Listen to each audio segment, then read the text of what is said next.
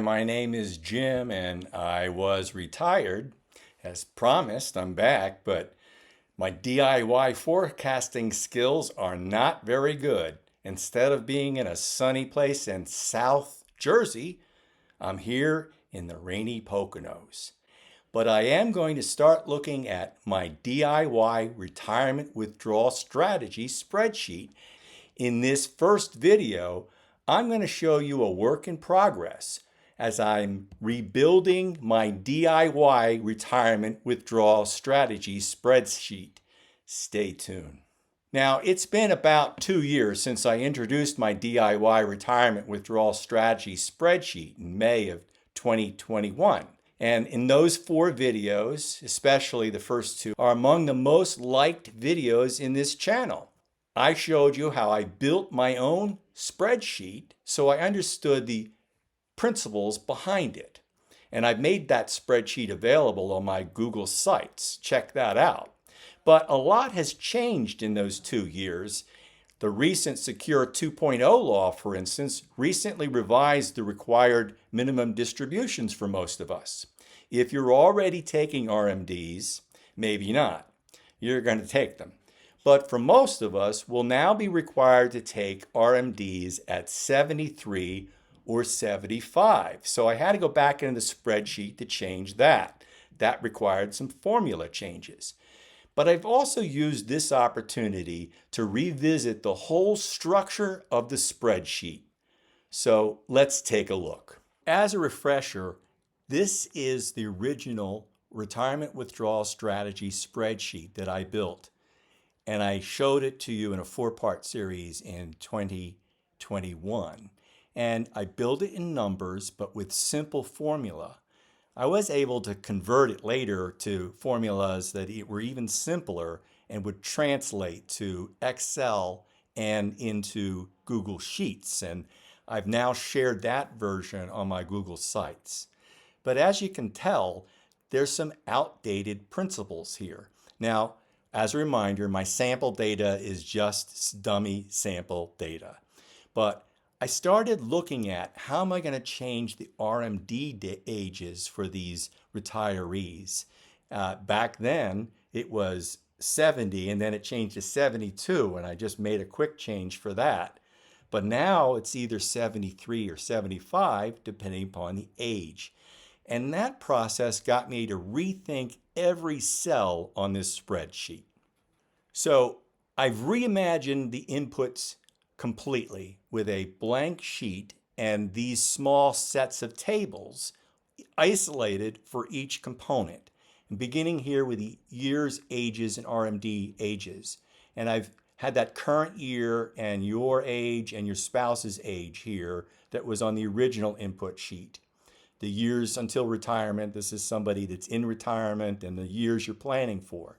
But RMD age is now a calculation here. For instance, this one spouse is 64, and his RMD age is 73, and that's based on this formula, which I'll show you here.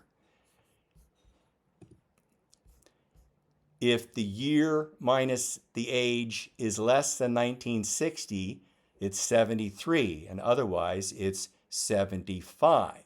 And so in this case, for this spouse who's 64, the RMD age is 73.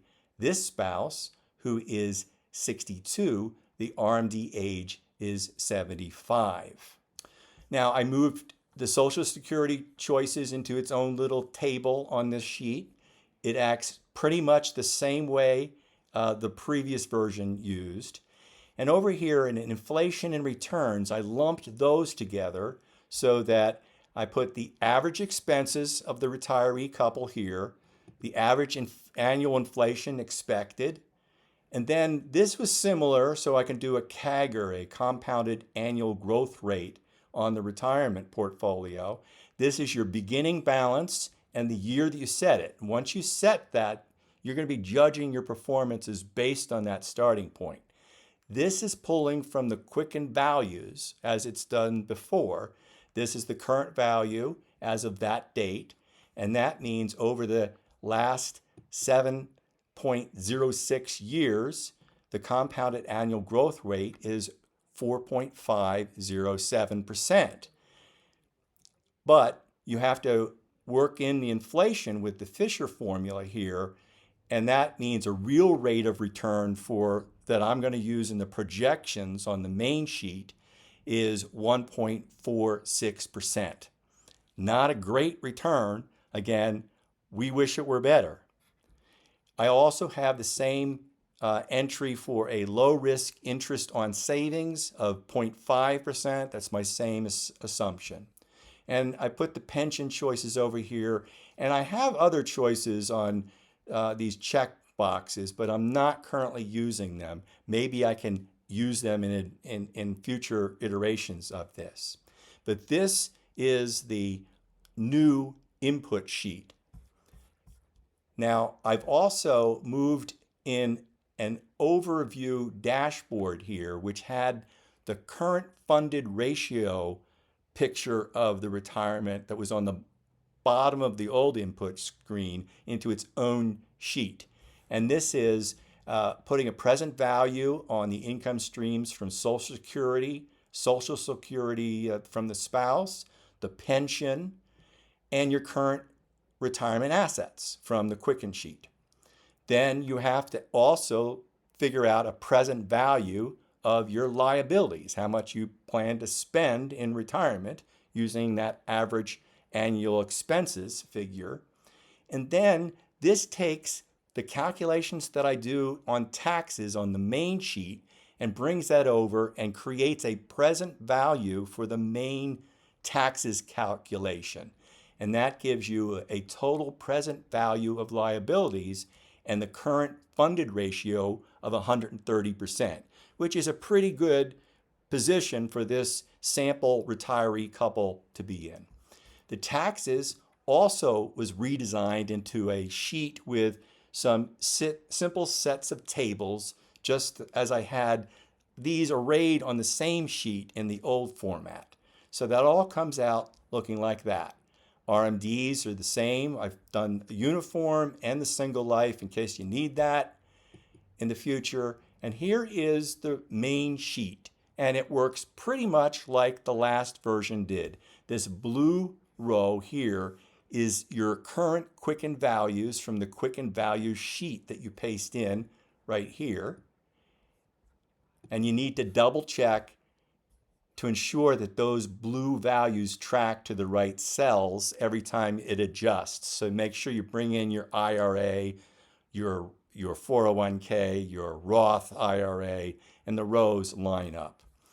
This has, again, columns for each kind of an account: the tax-deferred accounts, the tax-free accounts, and the taxable accounts, and then the pension income sources. And I wanted to jump over here just to show you how the entries on the input sheet work. So with the pension, if you can see, this person who was 64 doesn't have the pension when they're 64, but once they're 65, they use that value. And I'll show you the formula here. So if your age is less than the pension, it's 0.